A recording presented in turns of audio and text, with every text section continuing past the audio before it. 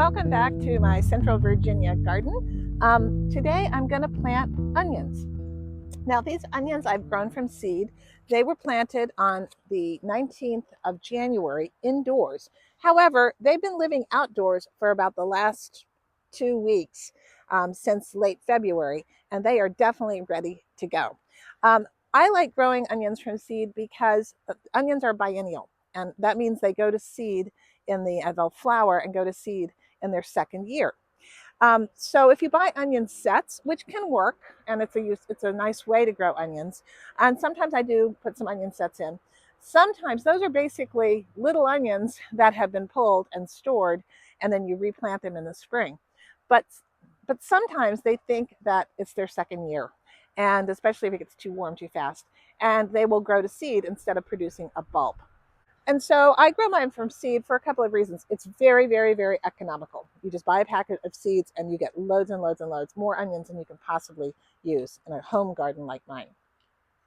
I generally am not growing these for storage. I'm growing them to eat more or less right away in the summertime.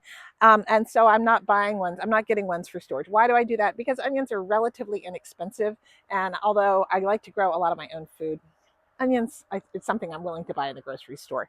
So, but you get a wonderful array of varieties when you grow from seed. All right, so these are now ready to plant, and I'm just going to put them, some of these, amid my cabbages up here, down here in my lower garden. I'll show you how.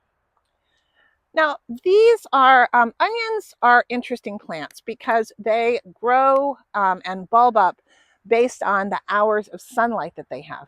There are things called long day onions and short day onions. And basically, there's some that are called intermediate as well. The ones that I get are supposed to be types that can grow in this intermediate zone. Essentially, the further north you are, from the equator, the longer the daylight hours become. Closer to the equator, south of Virginia, the days get relatively shorter. And so if I grew short day onions here, they might not grow and bulb up effectively. Likewise, if I grew long day onions here, some of them, they would not necessarily have the daylight hours. But Virginia is kind of right in the middle.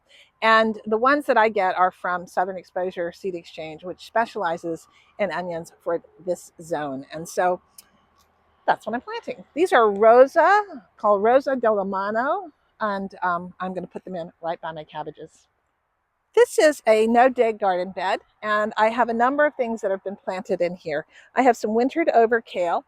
I have some spinach. I do have some turnips that I just see one popping up, and I have a few radishes here and some peas that are starting to sprout right here. So it's lots and lots of things that are interplanted. And where I'm going to put these is up at this end, in between that cabbage and this dill. Now this particular trellis here I will probably be using for Asian long beans later, but they don't get planted really until early June.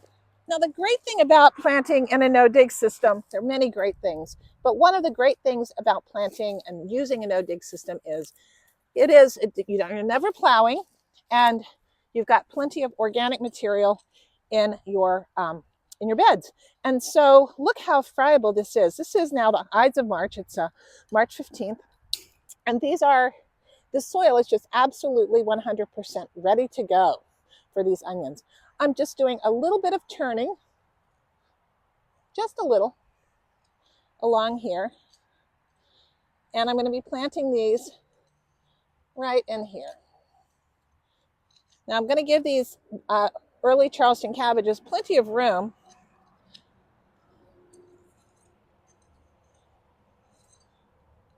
I'm going to plant them about here. Again, because I'm going to have plenty of time to get this area planted later. What I'm going to do is just empty out this container now. Onions are tough, but you just pull them apart like this.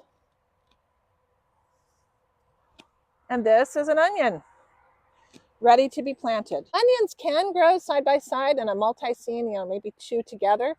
But I'm going to separate mine by about 6 inches each. What we're going to do is dig a hole, cover them up. Simple as that. About 6 inches apart. Dig a hole. Onions have pretty tough roots, and even though they look fragile right now, they will grow and they will bulb up beautifully. I'm going to have more onions than I know what to do with. Once I've got these planted, I'm just going to give each a drink of fish emulsion.